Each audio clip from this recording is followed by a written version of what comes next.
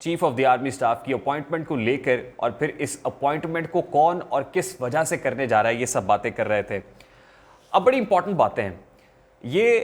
اس جلسے کے اندر سٹیٹمنٹ عمران خان صاحب کو کیوں دینا پڑا، ابھی کیوں دے رہے ہیں، اس کے پیچھے کیا اپروچ ہے، وہ آپ کے سامنے رکھیں گے۔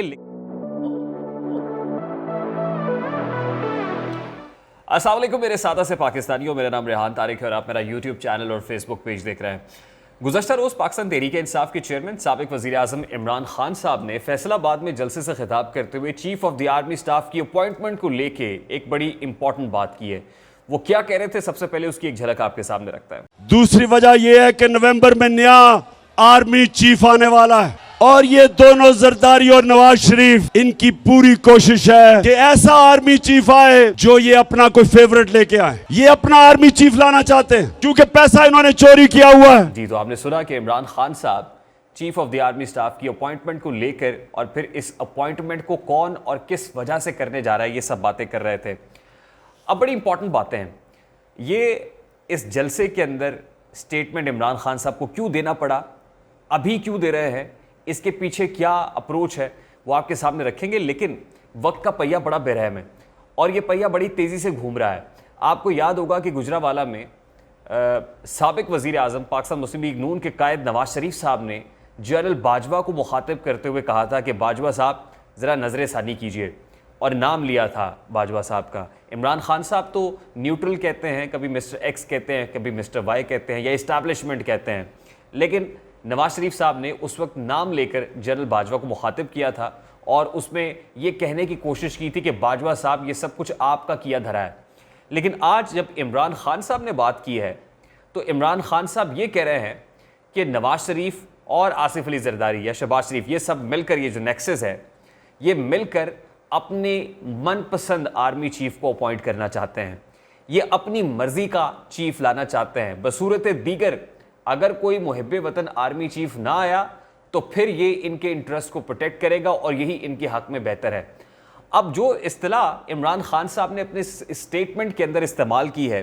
محب وطن آرمی چیف، تو اس کے بعد بہت سارے سوالات اٹھتے ہیں کہ عمران خان صاحب کے نزدیک پیٹریوٹک کون ہے، وہ کون پیٹریوٹ ہے، محب الوطن کون ہو سکتا ہے، اور حب الوطنی کی ڈیفینیشن عمران خان صاحب کے نزدیک کیا ہے؟ کیا آرمی کے اندر کچھ جرنیل ایسے بھی ہیں جو حب الوطن نہیں ہیں،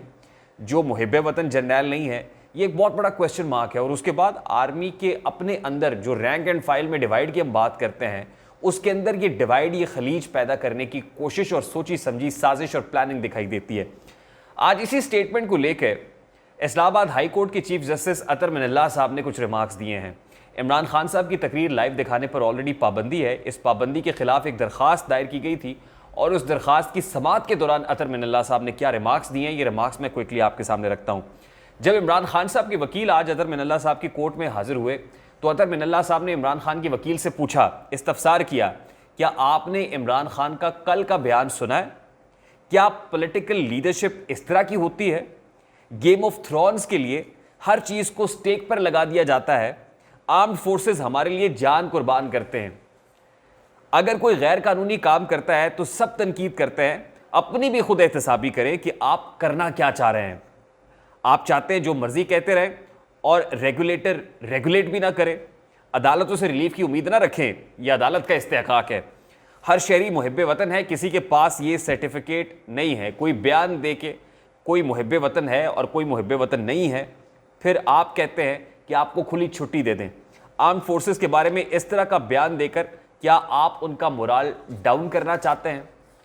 کیا کوئی یہ کہہ سکتا ہے کہ آرمڈ فورسز میں کوئی محب وطن نہیں ہوگا؟ جو کچھ کل کہا گیا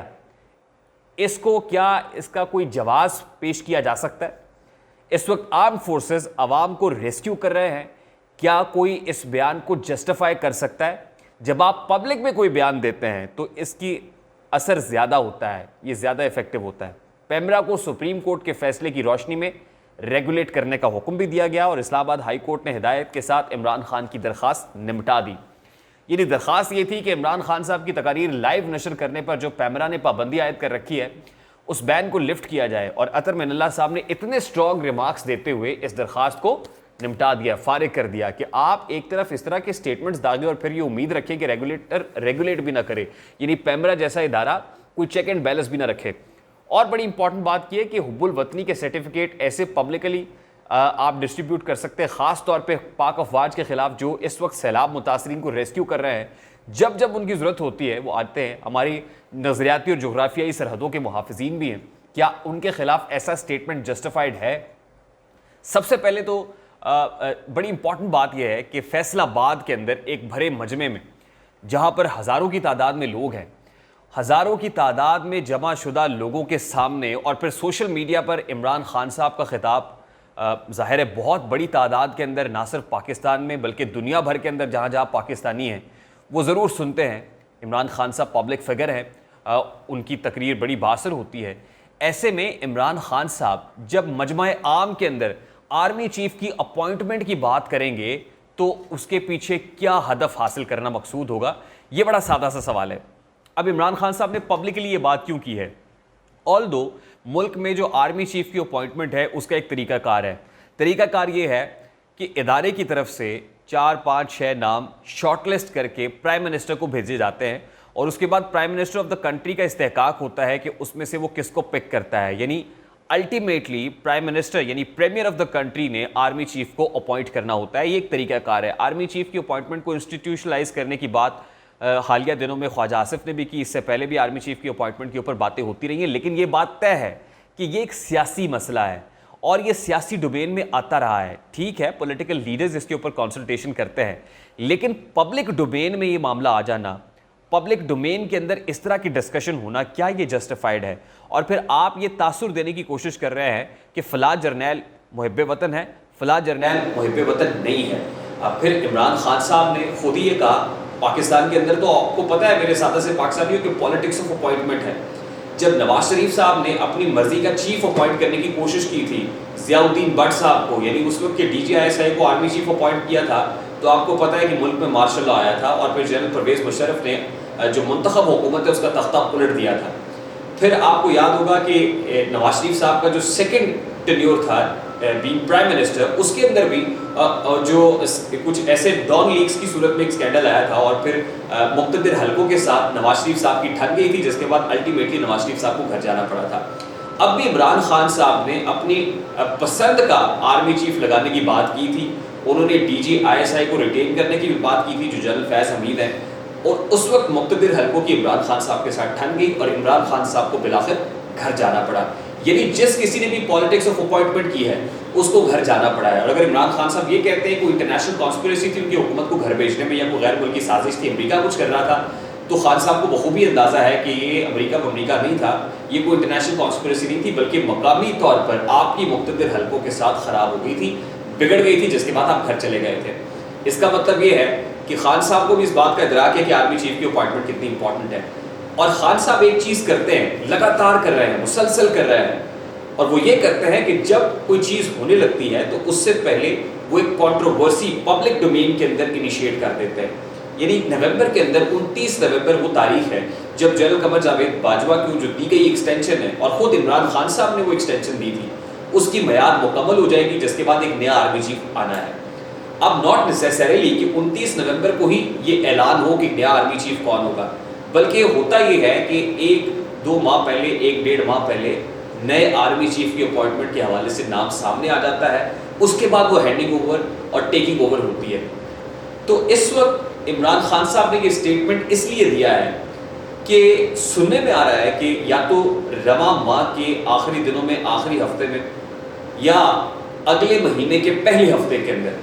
آرمی چیف کی اپوائنٹمنٹ ہونے جا رہی ہے, نیکسٹ چیف کی اپوائنٹمنٹ ہونے جا رہی ہے. کچھ لوگوں کا خیال یہ تھا کہ جنرل باجوہ اسٹے کریں گے, باجوہ ول اسٹے کے جو ہے وہ ہیش ٹیگ بھی ٹرینڈ کرتے رہے,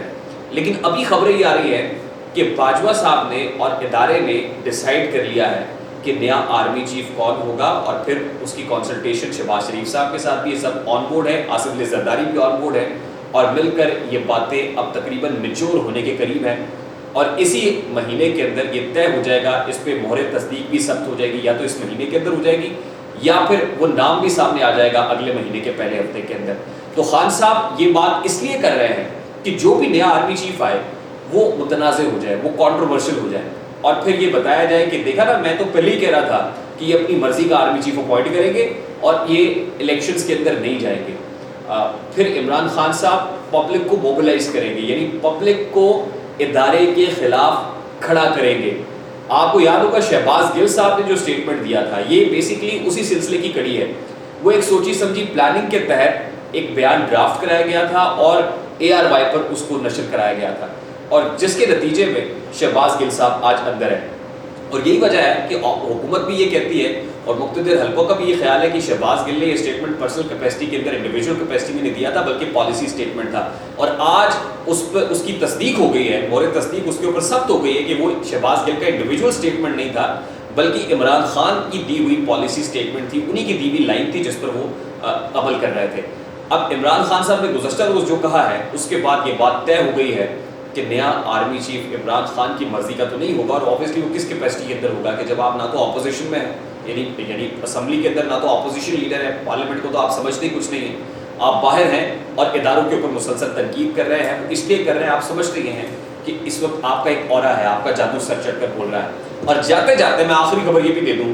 کہ عمران خان صاحب کے رفقا کی طرف سے حکومت کو اپروچ کرنے کی بھرپور کوششیں کی جا رہی ہیں. یہ کوششیں تقریباً گزشتہ کوئی 2-2.5 مہینے سے جاری ہیں,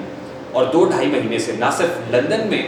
عمران خان صاحب کے قریبی لوگ نواز شریف صاحب سے ملے ہیں, بلکہ اسلام آباد کے اندر بھی کچھ ایسی ملاقاتیں ہوئی ہیں کہ جہاں پر پاکستان تحریک انصاف کے قریبی لوگ حکومت سے ملنے کی کوشش کر رہے ہیں اور NRO مانگ رہے ہیں. وہ کہہ رہے ہیں ہمیں NRO چاہیے.